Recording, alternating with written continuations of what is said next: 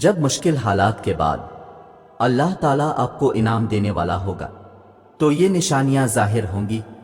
اپنی تکلیف کو دیکھو، اگر اس تکلیف میں تم اللہ کے قریب ہو تو سمجھ لو کہ اللہ تمہیں انعام دینے والا ہے۔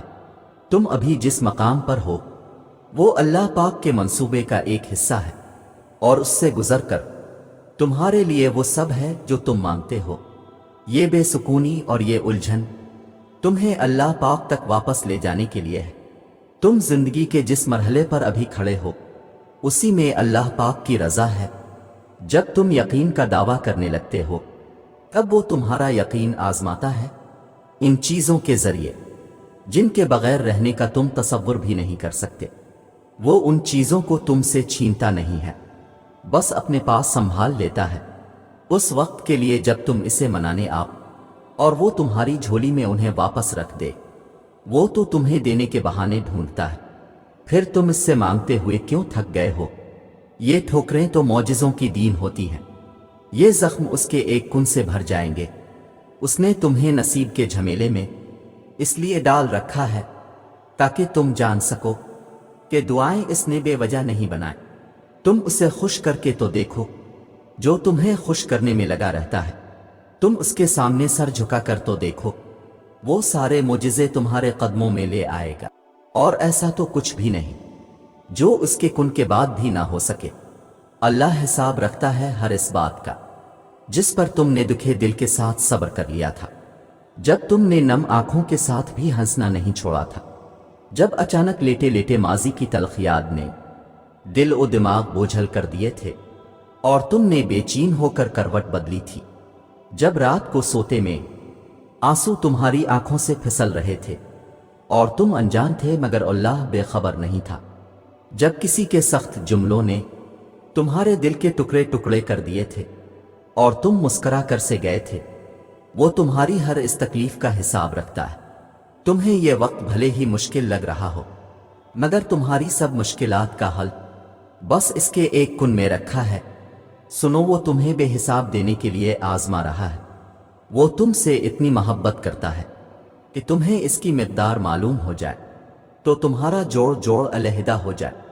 اس احساس محبت سے بس تم ایک کام کر لو، ایک بات مان لو کہ راضی ہو جاؤ، دل سے نکلتی آہوں اور آنسوؤں میں راضی، اللہ کی مصلحتوں پر راضی، بس جھک جاؤ، کیونکہ جو نہ جھک سکا وہ نہ پا سکا۔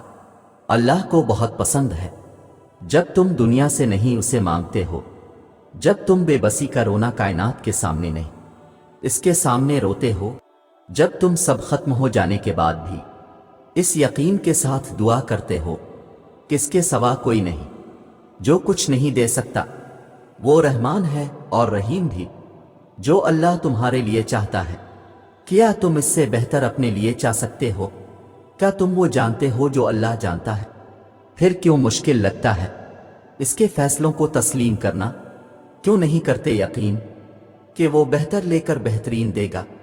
ایک وقت لازمی آئے گا جب تم سمجھ جاؤ گے کہ یہ آزمائشیں کیوں تھیں، اس کی آزمائشوں کے پیچھے چھپی مصلحتوں پر حیران رہ جاؤ گے۔ تب تک توکل کرو اس پر جو دونوں جہانوں کا مالک ہے، وہ جو ماں سے بھی زیادہ پیار کرتا ہے۔ اس نے آزمائش میں ڈالتے ہوئے کچھ تو سوچا ہوگا، اور جان رکھو کہ تمہاری زندگی میں کچھ بھی اللہ پاک کی مرضی کے بغیر نہیں ہوتا۔ تمہاری آزمائشیں اللہ پاک کی رضا نہیں تو اور کیا ہے، تو اس کی رضا کے آگے سر جھکا دو، صبر کر لو یہ سوچ کر کہ جو ہو رہا ہے اس میں بہتری ہے، اور صبر کرنے والوں کو وہ بہت خاص رکھتا ہے۔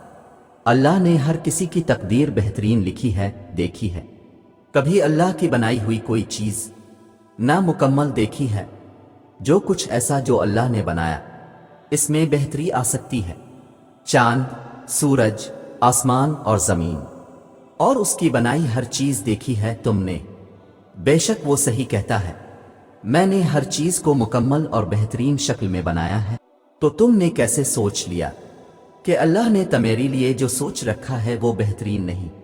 اللہ نے ہر چیز مکمل بنائی ہے تو تمہاری کہانی کیسے نامکمل چھوڑ سکتا ہے؟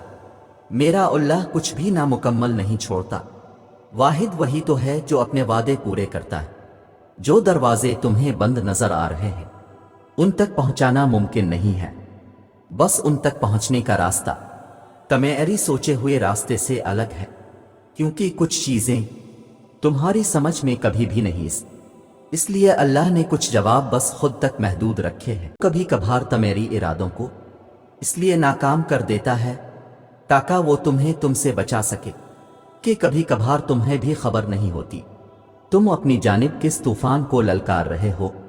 वो अभी अगर नहीं दे रहा तो हो सकता है वो तुम्हें अपने और करीब लाना चाहता हो। ये भी मुमकिन है कि तुम्हें इससे बेहतर से नवाजना चाहता हो। और यकीन करो इन दोनों सूरतों में से किसी में भी तुम्हारा घाटा नहीं है।